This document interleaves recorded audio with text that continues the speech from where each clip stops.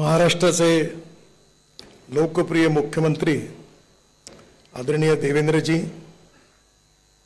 आदिवासी विभागाचे मंत्री माननीय डॉक्टर अशोक उईकेजी, नागपूरच्या महापौर आदरणीय सौ नीताताई ठाकरे, माजी आमदार डॉक्टर देवराव होळी, माझे मित्र आदरणीय राजेंद्र मरसकोल्हे, श्री विवेक नागझिरे, श्री दिनेश सेरामजी, सदाभाऊ गाते, उपस्थित सर्व ज्या संघटनांनी आज मायाताईंचा सत्कार केलेला आहे त्या सर्व संघटनांचे पदाधिकारीगण आणि उपस्थित माझ्या बांधवांनो आणि बहिणींनो, आपल्या सगळ्यांकरता अतिशय आनंदाचा आणि अभिमानाचा दिवस आहे की आज मायाताईंची निवड ही या देशातील सार्वभौम सभागृहामध्ये राज्यसभेवर झालेली आहे। खरं म्हणजे हे पद खूप मोठं आहे। त्या आता म्हणत होत्या की मी देवेंद्रजींना म्हटलं की मला आमदार बनवा, पण देवेंद्रजींनी आमदार बनवायच्या ऐवजी खासदार बनवून टाकलं।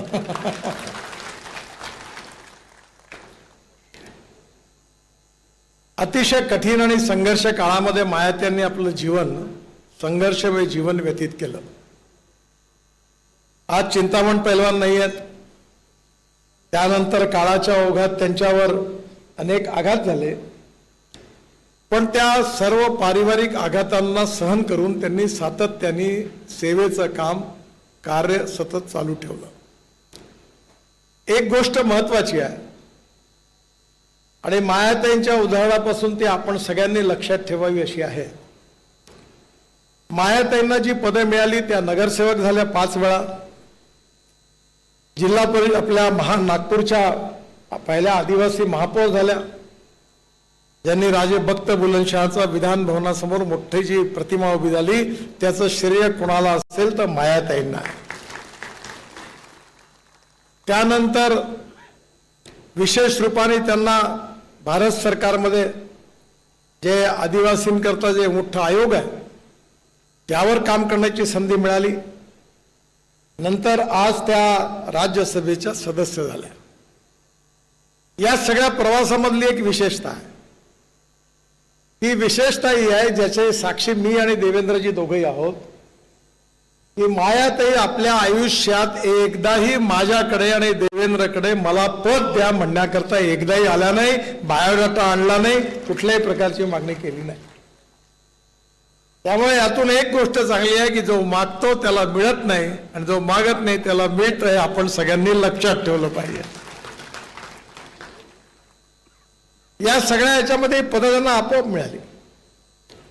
नागपूरच्या महापौर झाल्या आणि त्यांनी काय म्हणावं, त्यांनी म्हणाला माझी एकच इच्छा आहे की माझ्या काळामध्ये आमच्या समाजाचे प्रमुख जे आहेत ज्यांना आपण नागपूरचे राजे म्हणतो, गोंडराजे म्हणतो, आमच्या किल्ल्यात ज्यांचा वाडा राजे भक्त बुलंदशहा, त्यांचा भव्य पुतळा एकदा उभा झाला पाहिजे नितीनजी, आणि तो माझ्या कारकिर्दीत उभा झाला पाहिजे, एवढं तुम्ही पूर्ण करून द्या। म्हणजे त्यांनी मागितलं काय तर राजे भक्त बुलंदशहा यांचा पुतळा झाला पाहिजे। या समाजाकरता विकास करण्याकरता त्यांनी सातत्याने अनेक कार्यक्रम घेतली आणि विकासाच्या कार्यक्रमाच्या बाबतीत आता देवेंद्रजींनीच सगळं सांगितलं। पण या सगळ्यापेक्षा सगळ्यात मोठं काम देवेंद्रजीच्या नेतृत्वाखाली झालं असेल तर ते आज गडचिरोली जिल्ह्यामध्ये आदिवासी तरुणांना रोजगार मिळवून देण्याचं काम सगळ्यात मोठं झालं। आज आपल्या भागामध्ये सगळ्यात महत्त्वाचा प्रश्न असा आहे की विकासाचा अर्थ समजून घेण्याची आवश्यकता आहे। काही मोजक्या लोकांना आश्रमशाळा मिळाल्या, शाळा कॉलेज मिळाले म्हणजे समाजाचा विकास होत नाही, ते आवश्यक आहे।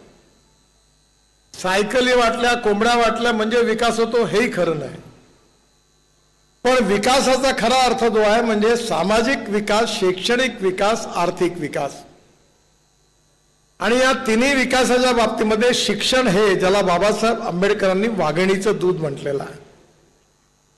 आणि म्हणून या शिक्षणामध्ये आपल्या आदिवासी मुलांना मुलींना उत्तम शिक्षण मिळालं पाहिजे, त्यांना संधी मिळाली पाहिजे।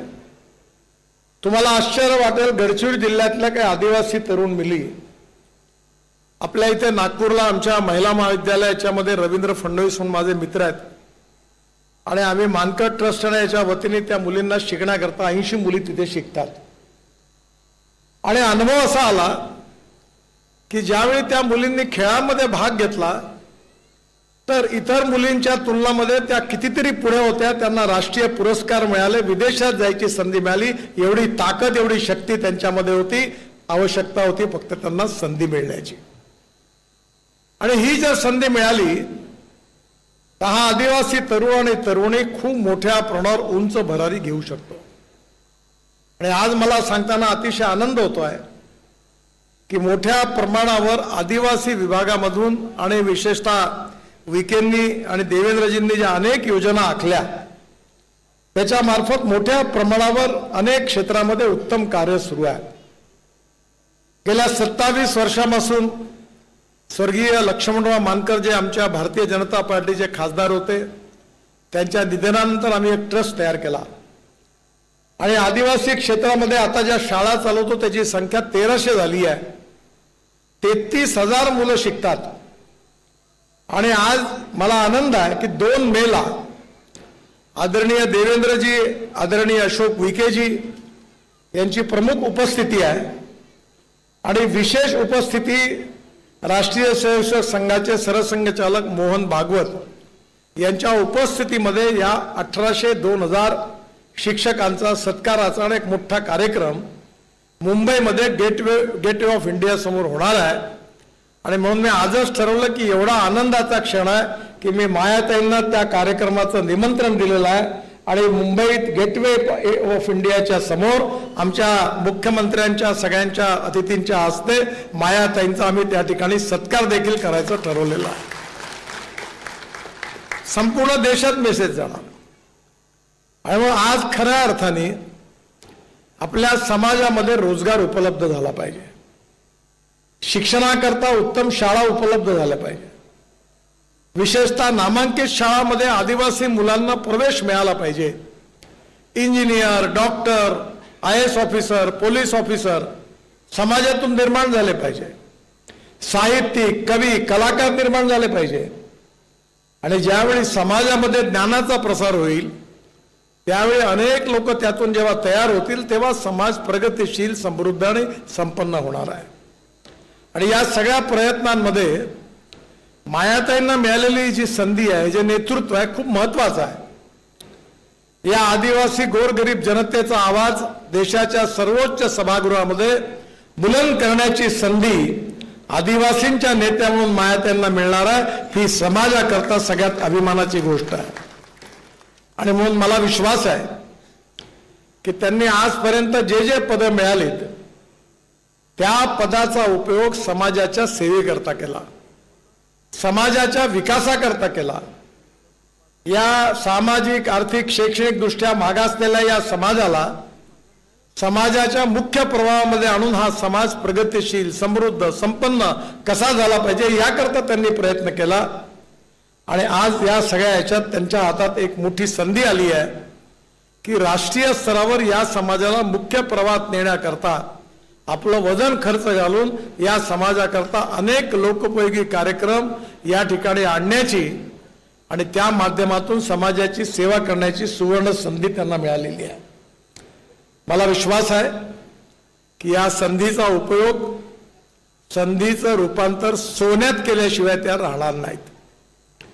कारण असं आहे की संधी अनेक लोकांना मिळते, मी त्याचा उल्लेख करत नाही, पण मिळाल्यावर स्वतःच आश्रमशाळा घेततात. या महेश कोल्हे साहेबांना खूप समजून सांगितलं मी. या कोंबड्या वाटणं आणि सायकली वाटणं, डाव्या उजव्या पायाचे अंगठे सबसिड्या यांनी समाज नाही बदलत. समाज बदलवायचा असेल तर खऱ्या अर्थाने समाजातून शिक्षणाचा प्रसार झाला पाहिजे.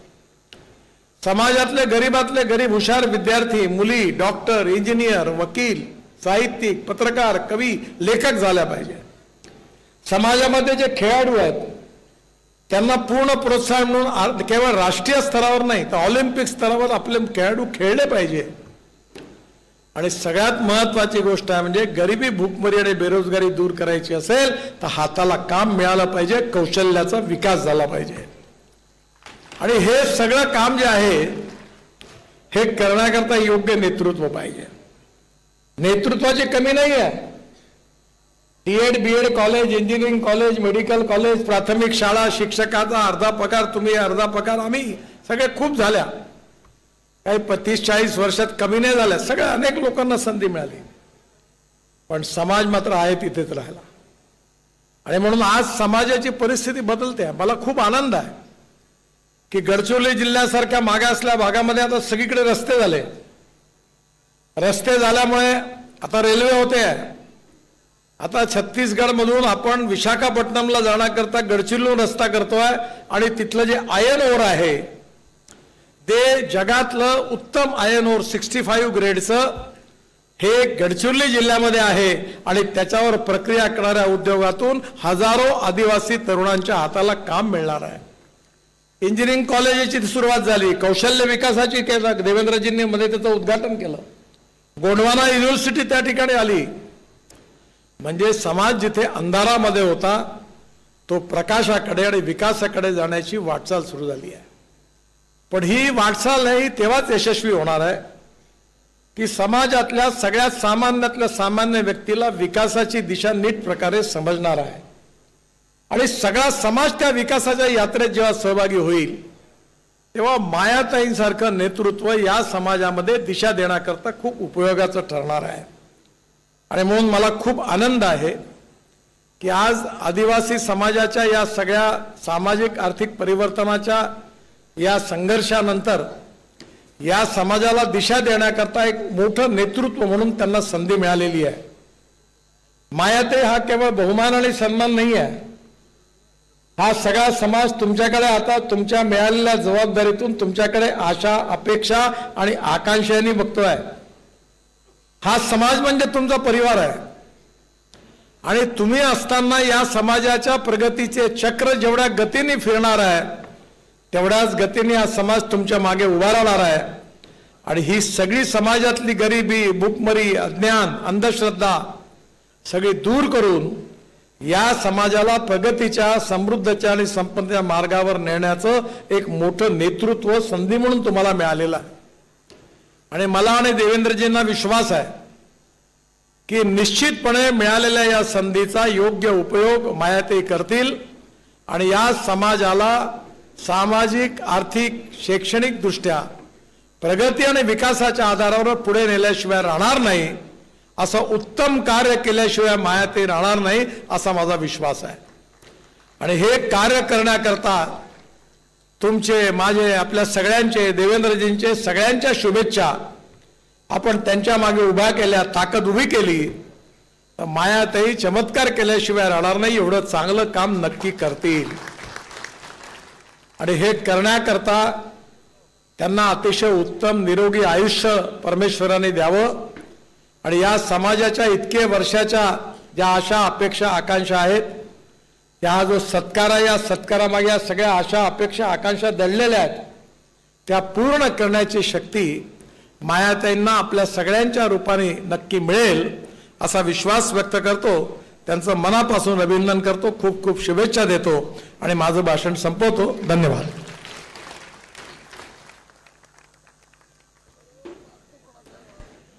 खूप खूप धन्यवाद सर. आणि